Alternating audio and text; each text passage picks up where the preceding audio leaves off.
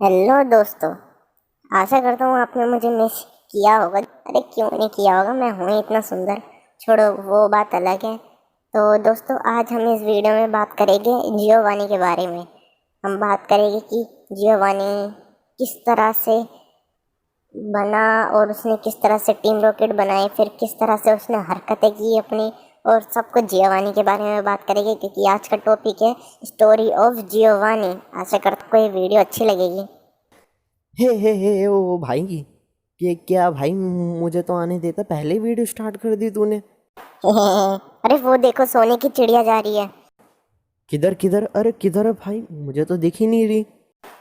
दोस्तों, इसको इधर ही पागल बनते रहने दो और अभी हम इंट्रो देखते हैं। हाँ हुप्पा, मुझे पागल मत बनाओ। अभी तुम्हें बताता हूँ। दोस्तों तुम अभी इंट्रो देखो, अभी मैं इस हुप्पा का पास से बदला लेकर आता हूँ।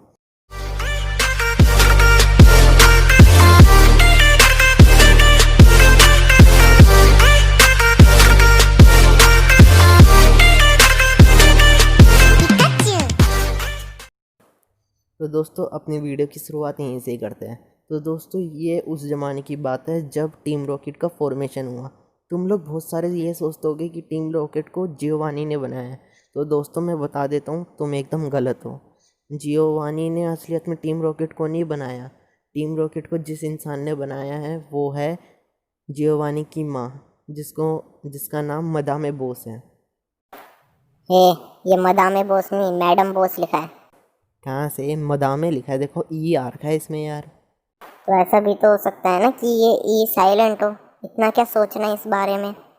छोड़ो, ना तुम्हारी ना मेरी, इसको बोझ बोलेंगे, ठीक है। ठीक है, मुझे चलता है। तो दोस्तों ये स्टार्टिंग होती है हमारी बॉस से, जिसने टीम रॉकेट को बनाया। असलियत में बॉस जो थी ये बहुत ही मतलबी टाइप की इंसान थी, जिसको सिर्फ पैसों से मतलब था, और ये पोकेमोन को प्यार भी नहीं करती थी। इसकी टीम का सिर्फ एक ही उसूल था, दूसरों के पोकेमोन चुराओ और उसे बेचो और उससे पैसे कमाओ। ये दूसरे पोकेमोनों की बिल्कुल वो नहीं करती थी, और उसके पास खुद भी एक पोकेमोन नहीं था। तो मदान, छोड़ो, बॉस का एटीट्यूड तो भाई ऐसा ही था।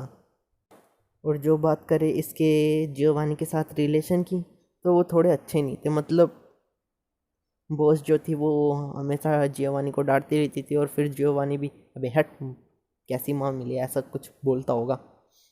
लेकिन मैं तुम्हें ये बता देता हूँ, अपनी मम्मी से ऐसे मत बोल देना, नहीं तो उड़ते हुए चप्पल आएगी और सीधा नाक में घुस जाएगी। तो दोस्तों ये बात तब की है जब हमारी बॉस को एक पोकेमोन के बारे में पता चला जिसका नाम था मियो। दोस्तों मियो के बारे में तो हम सब जानते हैं, इसकी ताकत के बारे में हम सब जानते हैं। तो जब बॉस को इस पोकेमोन के बारे में पता चला, तब वो अंदर से बहुत ज़्यादा हाइप हो गई, और उसके मन में बस हो गया कि भाई ये पोकेमोन मुझे तो चाहिए, और मैं इससे बहुत ज़्यादा ताकतवर बनूंगी और पूरी दुनिया पे राज करूंगी। तो इसने अपने कुछ खास खास लोगों को इसकी सर्च वो ढूंढने के लिए लगा दिया, और उसमें से जो एक जना थी वो थी मिया मोटो। तुम बोलोगे मिया मोटो कौन है, तो मैं बता देता हूँ, मिया मोटो जेस्सी की माँ है। और ये सबसे ज़्यादा अच्छी उस टाइम में टीम रॉकेट की मेंबर हुआ करती थी, और बॉस की फेवरेट भी हुआ करती थी। तो ये दोस्तों मिया मोटो और इसके कुछ और लोग मियो की तलाश में लग गए।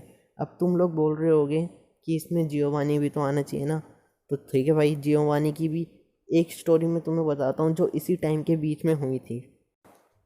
दोस्तों ये स्टोरी है जियोवानी अपने पर्शियन से कैसे मिला।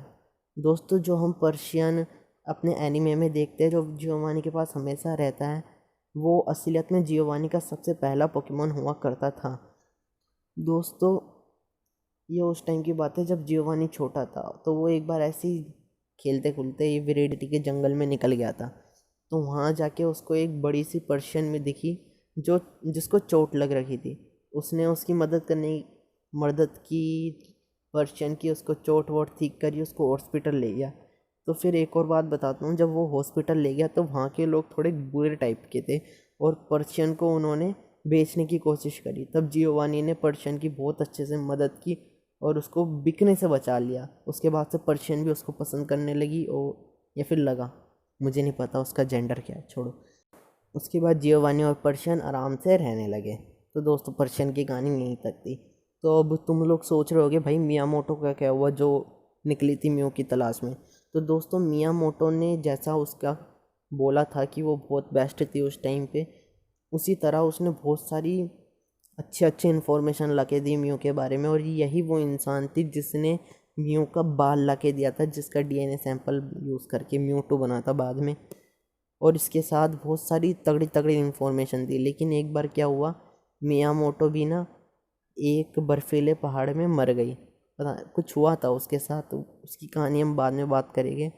तो वो उधर मर गई, या फिर मरी नहीं, वो खोई थी, लेकिन लोगों ने मान लिया उसको मर गई और फिर वो कभी दिखी नहीं।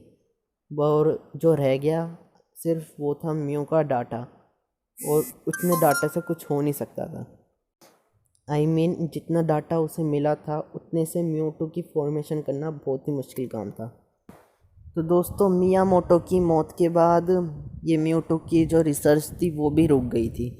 और फिर बाद में कुछ समय बाद अपनी जो बॉस है वो भी रिटायर हो गई थी, या कहे तो कुछ हुआ था उसके साथ, तो वो उसको अपनी गद्दी से हटना पड़ा और जियोवानी ने फिर टीम रॉकेट को संभाला। जियोवानी ने टीम रॉकेट को बोले तो एकदम ठीक ठाक से संभाल लिया था, मतलब डूबी नहीं थी पूरी तरह टीम रॉकेट, बस ठीक ठाक से कर रहा था वो। और दोस्तों फिर उसके बाद बारी आती है तब की, जब सिल्वर को किसी ने उठा लिया था।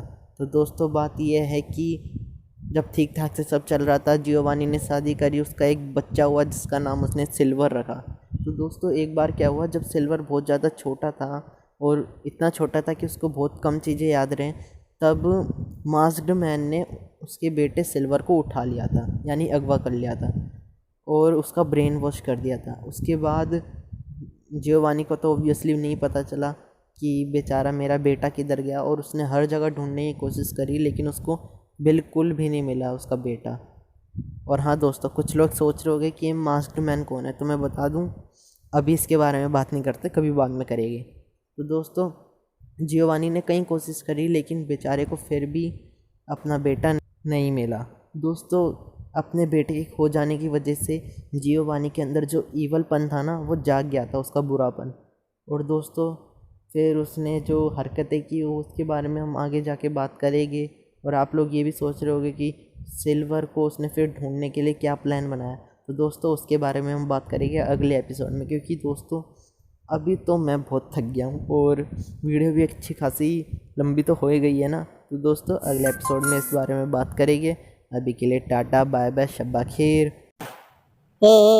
मुझे लेकिन ये अभी जानना था, तुमने तो बस इतना सही बताया यार।